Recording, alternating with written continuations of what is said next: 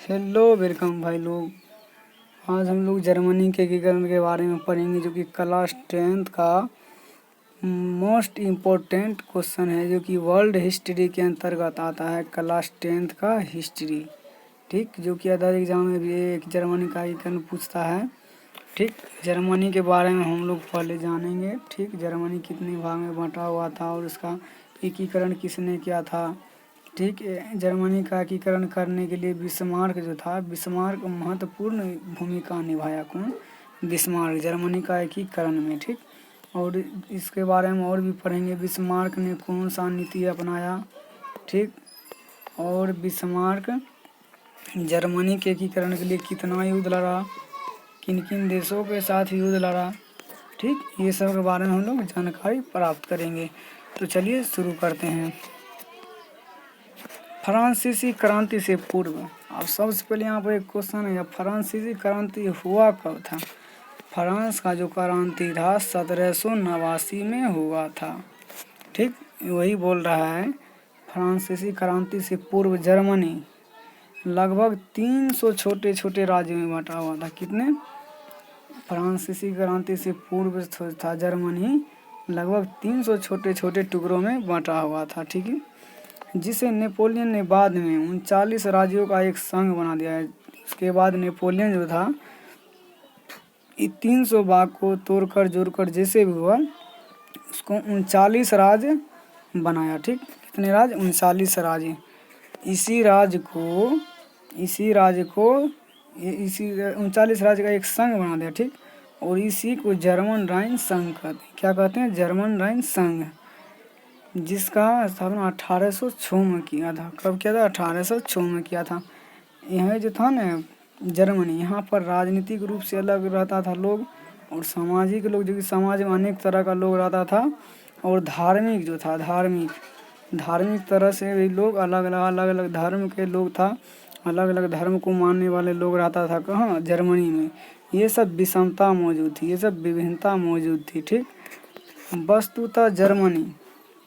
वस्तुतः जर्मनी की पृष्ठभूमि का निर्माण का श्रेय नेपोलियन बोनापार्ट को दिया जाता है। क्या जी? यानी नेपोलियन बोनापार्ट था, यही बैकग्राउंड तैयार किया था। किसका? जर्मनी का एकीकरण करने के लिए। क्योंकि बोनापार्ट को दिया जाता है, क्योंकि 1806 में, कब? 1806 में जर्मन प्रदेशों को जीतकर जर्मन राइन संघ का निर्माण किया। कौन किया जर्मन राइन संघ का निर्माण? नेपोलियन बोनापार्ट ने किया था। चलिए अब हम समझते हैं जर्मनी के एकीकरण में जो बिस्मार्क जो था, बिस्मार्क आखिर क्या भूमिका निभाया। ऐसा पूछ देगा क्वेश्चन में। क्या पूछेगा क्वेश्चन में? क्वेश्चन में ये पूछेगा जर्मनी के एकीकरण में बिस्मार्क की भूमिका का वर्णन करे या उल्लेख करे। ठीक, ऐसा क्वेश्चन आपको रहेगा क्वेश्चन में। तो चलिए इसके बारे में हम पढ़ते हैं। जर्मनी के एकीकरण में, किसके एकीकरण में? जर्मनी के एकीकरण में बिस्मार्क का महत्वपूर्ण भूमिका रही है। ठीक, इतना समझ गए। जो एक पर्सा का चांसलर था, किस कहाँ का चांसलर था? बिस्मार्क पर्सा का चांसलर था। जब से ये अपने सत्ता पर बैठा बिस्मार्क, तब से उसका एक ही उद्देश्य था। क्या? ऑस्ट्रिया को सत्ता से मिटा देना। क्यों? क्योंकि जर्मनी का एकीकरण में सबसे बड़ा बाधा कौन था? जर्मनी के एकीकरण में सबसे बड़ा बाधा कौन था? तो ये हो जाएगा ऑस्ट्रिया हो जाएगा। कौन था बाधा? ऑस्ट्रिया नहीं चाहता था कि जर्मनी का एकीकरण हो। ठीक, यही सबसे बड़ा बाधा माना जाता है। किसको? ऑस्ट्रिया को। चलिए नेक्स्ट पॉइंट की बढ़ते हैं। जब से पर्सा का चांसलर बना, कौन? जब से पर्सा का चांसलर बना बिस्मार्क, तब से उसका उद्देश्य था जर्मन ऑस्ट्रिया को सत्ता से मिटा देना। ठीक, समझ गए। और नेक्स्ट पॉइंट देखते हैं। इसने क्या किया? बिस्मार्क का मुख्य उद्देश्य क्या था? बिस्मार्क जो था, बिस्मार्क वो मुख्य रूप से युद्ध के माध्यम से जर्मनी का एकीकरण पूरा करना चाहता था। यानी वो युद्ध के माध्यम से एकीकरण में विश्वास रखता था। वो इसका मानना था कि बातचीत से जर्मनी का एकीकरण नहीं होगा। इसीलिए उसने किसका माध्यम अपनाया, किसका, कौन सा माध्यम अपनाया, तो युद्ध का माध्यम अपनाया। वो बोला बातचीत से जर्मनी का एकीकरण नहीं होगा, हम युद्ध के माध्यम से आप जर्मनी के एकीकरण करेंगे, और इसी में वो विश्वास रखता था। ठीक, इसके लिए उन्होंने रक्त एवं लोह का नीति का पालन किया। कौन पालन किया रक्त और नीति के रक्त एवं लोह की नीति का, तो बिस्मार्क ने किया था। क्वेश्चन में आ जाएगा जर्मनी के एकीकरण में बिस्मार्क की क्या भूमिका रही, उसी में यही रहेगा बिस्मार्क ने जर्मनी के एकीकरण के लिए कौन सा नीति का पालन किया, तो रक्त एवं लोह की नीति का पालन किया था। ठीक, समझ गए। रक्त एवं लोह की नीति का तात्पर्य क्या है, इसका तात्पर्य है कि गलती से टाइपिंग झांकी लिखा गया, गलती से लिखा गया।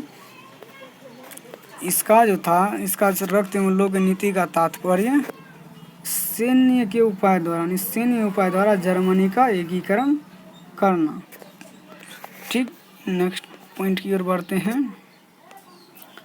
इसका 3 उद्देश्य था, क्या, जर्मनी के एकीकरण के लिए बिस्मार्क के 3 उद्देश्य थे। कितने उद्देश्य थे, 3 उद्देश्य थे इसका, और इसने 3 युद्ध भी लड़ा। आगे हम युद्ध के बारे में चर्चा करेंगे, पहले इसका 3 उद्देश्य के बारे में समझ लें। उसका फिर इसका 3 उद्देश्य क्या था, तो चलिए हम शुरू करते हैं। इसका 3 जो उद्देश्य था, ये था कि पहला उद्देश्य देखिए, पारसा को एक शक्तिशाली राष्ट्र बनाकर जर्मनी का एकीकरण पूरा करना। क्या करना है, पहले पारसा का चांसलर कौन था, बिस्मार्क था, वही उसका पहला उद्देश्य यही था कि पारसा को एक शक्तिशाली राष्ट्र बनाकर जर्मनी का एकीकरण करना। और दूसरा उद्देश्य क्या था उसका, दूसरा उद्देश्य ऑस्ट्रिया जो था, ऑस्ट्रिया जो कि सबसे बड़ा बाधा मानता था जर्मनी के एकीकरण में। ठीक, दूसरा उद्देश्य ऑस्ट्रिया को परास्त करके जर्मनी परिसंघ से बाहर निकालना। समझ गए। अब देखते हैं और तीसरा उद्देश्य इसका क्या था। तीसरा उद्देश्य था उसको, जर्मनी था उसको एक शक्तिशाली राष्ट्र बनाना, मजबूत राष्ट्र बनाना। ठीक, अब देखिए और इसके बारे में हम जानते हैं। बिस्मार्क ने जर्मनी के एकीकरण के लिए रूस, फ्रांस और ऑस्ट्रिया से क्या कर ली, मित्रता कर ली, झूठी मित्रता कर ली, झूठी एकदम दिखावे के दोस्ती कर ली थी। ठीक, आप देखते हैं इसने क्या किया, बिस्मार्क ने क्या किया, इन तीनों से युद्ध किया, ये दोनों से, ऑस्ट्रिया और फ्रांस से युद्ध किया। देखिए बिस्मार्क ने जर्मनी के एकीकरण के लिए 3 युद्ध किया। कितना युद्ध किया, 3 युद्ध किया। ऑब्जेक्टिव में से पूछा जा सकता है बिस्मार्क ने जर्मनी के एकीकरण करने के लिए कितना युद्ध किया, तो 3 युद्ध किया। तो चलिए देखते हैं कौन कौन युद्ध किया है, उसके बारे में हम जानते हैं। पहला जो युद्ध था वो था डेनमार्क का युद्ध। क्या चीज़ का, डेनमार्क का युद्ध था। पहला युद्ध कौन था, डेनमार्क का युद्ध। डेनमार्क का युद्ध कब हुआ था, तो 1864 में हुआ था। कब हुआ था, 1864 में। अब हम समझते हैं इस युद्ध में क्या हुआ था। इस युद्ध में बिस्मार्क ने क्या किया, ऑस्ट्रिया के साथ मिलकर 1864 में सेल्सविग और होल्स्टीन के राज्य के मुद्दे को लेकर क्या किया, डेनमार्क पर आक्रमण कर दिया। किस पर आक्रमण कर दिया, तो डेनमार्क पर आक्रमण कर दिया और डेनमार्क को पराजित भी कर दिया। ठीक, जब पराजित कर दिया तो ये दोनों जन जो था ना, ये ऑस्ट्रिया और पर्सा, ऑस्ट्रिया और पर्सा दोनों क्या किया, ये दोनों क्षेत्र को बांट लिया। पर्सा को क्या मिला, पर्सा को सेल्सविग मिला, सेल्सविग, और डेनमार्क को होल्स्टीन मिला। समझ गए, पर्सा को क्या मिला, सेल्सविग, और डेनमार्क को होल्स्टीन। देखते हैं अब नेक्स्ट, इस युद्ध में यही सब हुआ था मेन चीज़। और नेक्स्ट युद्ध के बारे में हम जानते हैं और देखते हैं दूसरा युद्ध कौन लड़ा। दूसरा युद्ध देखिए कैसे हुआ, सेडोवा का युद्ध दूसरा हुआ। दूसरा युद्ध कौन लड़ा जर्मनी के एकीकरण के लिए, सेडोवा का युद्ध, जो कि 1866 में हुआ था। कितना हुआ था, 1866 में। यहाँ भी इसने क्या किया, बिस्मार्क अपनी कूटनीति के अंतर्गत, क्योंकि ये एक कूटनीतिज्ञ व्यक्ति था। कौन, बिस्मार्क। कूटनीति के अंतर्गत चाल ही खेल रहा था इसने क्या किया, फ्रांस से दोस्ती कर लिया, यानी उससे संधि कर लिया। ठीक, कितना में, 1866 में। 1866 में क्या किया इसने, फ्रांस से संधि कर ली। ठीक, और 1800 सेडोवा के युद्ध में ऑस्ट्रिया को संधि कर लिया इससे, किससे, फ्रांस से, और ऑस्ट्रिया को क्या किया, पराजित कर दिया। कौन कौन, बिस्मार्क, जो कि पर्सा का चांसलर था। ठीक, अब देखते हैं इसने, और जब पराजित कर दिया ऑस्ट्रिया को, तब क्या किया इसने, पोप के अधिकार वाले जो क्षेत्र था वो जर्मनी में मिला लिया। ठीक, समझ गए होंगे आशा करता हूँ। और नेक्स्ट जो युद्ध है, सेडोन का युद्ध, तीसरा युद्ध कौन लड़ा, सेडोन का युद्ध। ये गलती से लिखा गया है, ये गलती से लिखा गया है। देखिए, सेडोन का युद्ध पूछेगा कब हुआ, सेडोन का युद्ध कब हुआ, 1870 में। सेडोन का युद्ध 1870 में। इस युद्ध में बिस्मार्क ने फ्रांस को पराजित कर दिया, जो कि इसने क्या किया, फ्रांस से दोस्ती कर लिया था, ऑस्ट्रिया से दोस्ती कर लिया था, और रूस से भी दोस्ती कर लिया था। ठीक, झूठा दोस्ती, एकदम दिखावा का दोस्ती किया। ठीक, देखिए इसने क्या किया, फ्रांस को भी पराजित कर दिया। किस युद्ध में, सेडोन का युद्ध में। एक युद्ध हुआ था सेडेवा का युद्ध, एक हुआ था सेडोन का युद्ध। ठीक, अब देखिए इस युद्ध में क्या हुआ, फ्रांस को पराजित कर दिया। कौन पराजित कर दिया, वही बिस्मार्क, जो कि पर्सा का चांसलर था, बिस्मार्क। ठीक, और क्या किया, जब उसको पराजित कर दिया तो उसके बाद एक संधि होती है। कौन संधि, फ्रैंकफर्ट की संधि होती है। कब हुआ, 1871 में। 10 मई 1871 को क्या हुआ, फ्रैंकफर्ट की संधि हुई थी। इसमें इसके द्वारा क्या हुआ, इस संधि में दोनों राष्ट्रों के बीच शांति स्थापित। दोनों राष्ट्र कौन था, एक फ्रांस था और दूसरा पर्सा था। ठीक, जर्मनी के अंतर्गत आता है पर्सा।